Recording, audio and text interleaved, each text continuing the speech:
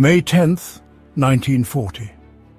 Black clouds gathered over Buckingham Palace, mirroring the dread that gripped the heart of a nation. Across the English Channel, Hitler's war machine had unleashed its fury upon Europe. The Low Countries were already falling. France teetered on the brink. In the hallowed halls of Westminster, the air crackled with tension. The very survival of Great Britain hung in the balance. Prime Minister Neville Chamberlain, the architect of appeasement, had lost the confidence of his people. His assurances of peace for our time lay shattered, like broken promises scattered on the wind.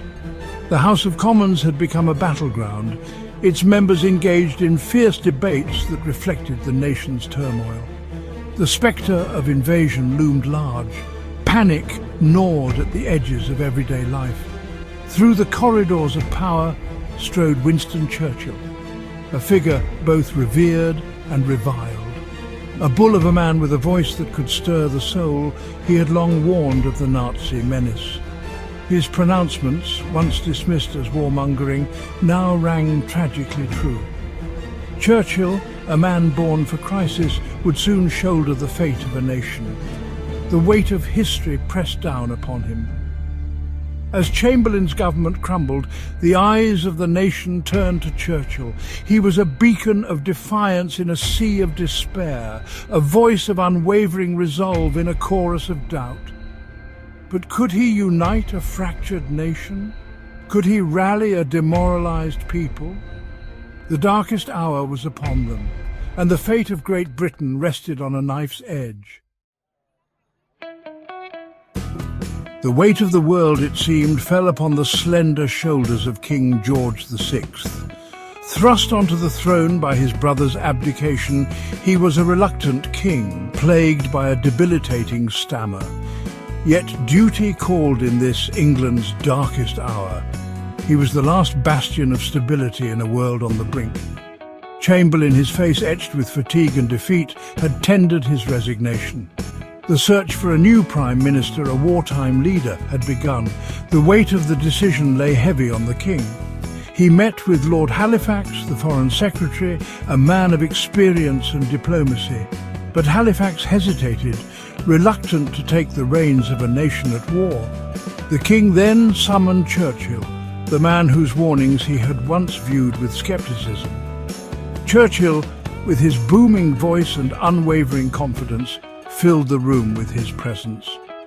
He spoke of defiance, of resilience, of the unyielding spirit of the British people. There was no hesitation in his voice, no fear in his eyes. The King, despite his reservations, recognized in Churchill the strength and determination that the nation desperately needed. He knew in that moment that he had found his Prime Minister. Their relationship, initially strained, would evolve into one of mutual respect and trust.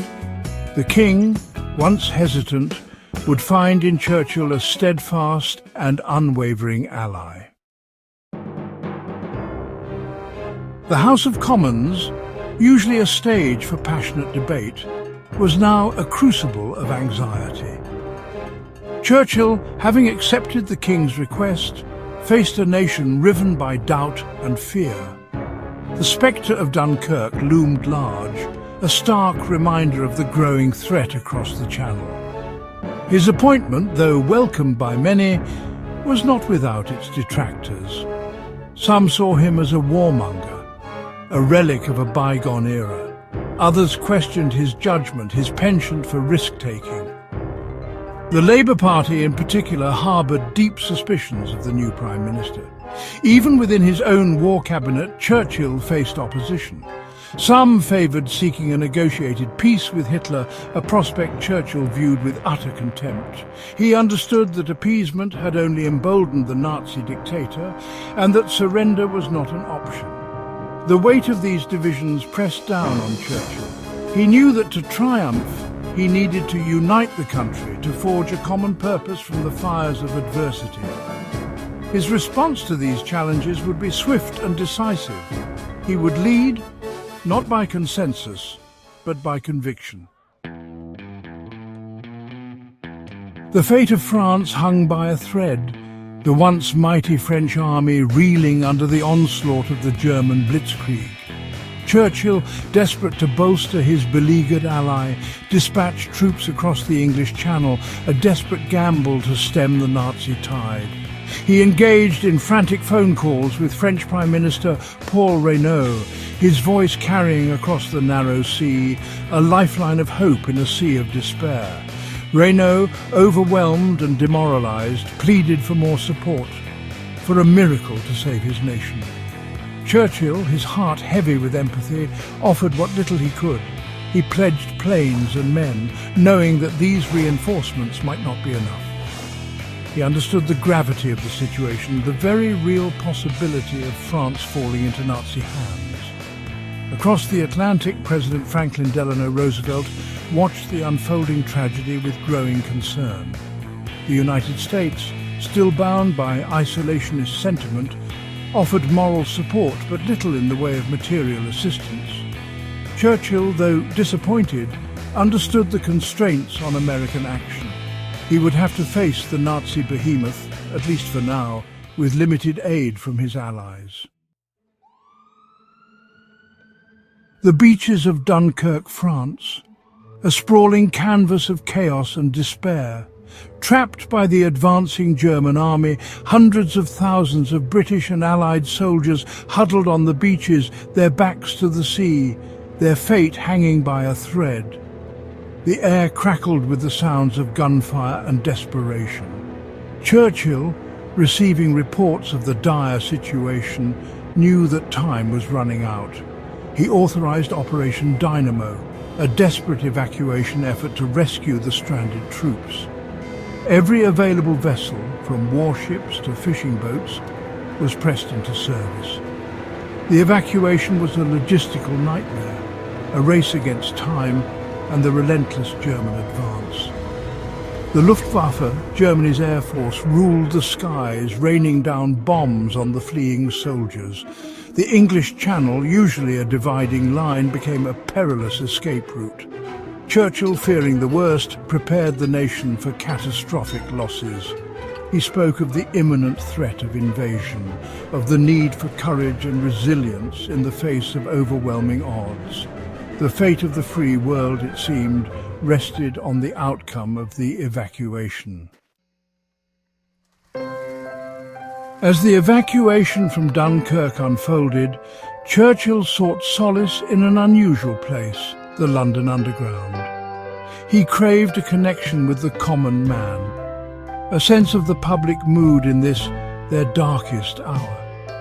Descending into the dimly lit tunnels of the Underground, Churchill, flanked by aides but seeking anonymity, boarded a crowded train. The air was thick with the scent of damp earth and nervous anticipation. He engaged in conversations with everyday Londoners, their faces etched with anxiety but their spirits unbroken. He listened to their fears, their hopes, their unwavering belief in the fight for freedom. A woman, her eyes red-rimmed but her voice resolute, told him, "We can take it, Mr. Churchill. We'll see this through." The journey, brief but profound, had a transformative effect on Churchill. He emerged from the Underground energized, his faith in the resilience of the British people renewed. He had found what he needed, confirmation that the spirit of Britain, far from being broken, had been tempered in the fires of adversity. June 4th, 1940.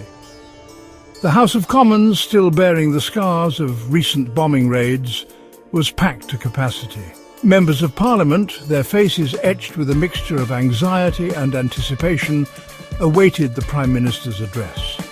The fate of the nation, and perhaps the world, hung in the balance.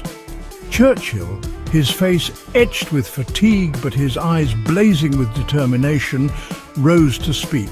His voice, usually booming, was subdued, almost conversational. He spoke of the evacuation at Dunkirk, of the bravery of the soldiers who had fought and died on foreign soil.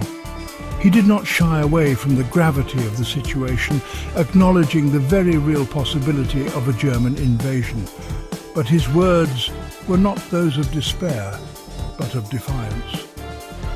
"We shall fight on the beaches," he declared, his voice rising in power. "We shall fight on the landing grounds. We shall fight in the fields and in the streets. We shall fight in the hills. We shall never surrender." His words echoed through the chamber, electrifying the assembled MPs. When he finished, a roar of approval erupted from the benches, a sound that seemed to shake the very foundations of the building. Churchill, his face flushed with emotion, had rallied the nation. He had given them hope in their darkest hour. The evacuation from Dunkirk, though a retreat, was a testament to the indomitable spirit of the British people. Over 338,000 soldiers, rescued from the jaws of defeat, would live to fight another day. The evacuation, though not a victory, became a symbol of courage, resilience, and the refusal to surrender. Churchill, his leadership forged in the crucible of war, would go on to lead Britain to victory in World War II. His unwavering resolve, his ability to inspire a nation, his refusal to yield to despair, all contributed to the eventual defeat of Nazi Germany. The spirit that Churchill embodied, the spirit he ignited in the hearts of the British people, transcended the battlefield. It was a spirit that refused to be extinguished, a spirit that ultimately triumphed over tyranny. The legacy of Winston Churchill, the man who stood defiant in the darkest hour, continues to inspire generations. His words, his actions, his unwavering belief in the power of human courage serve as a timeless reminder that even in the face of overwhelming odds, hope can triumph over despair.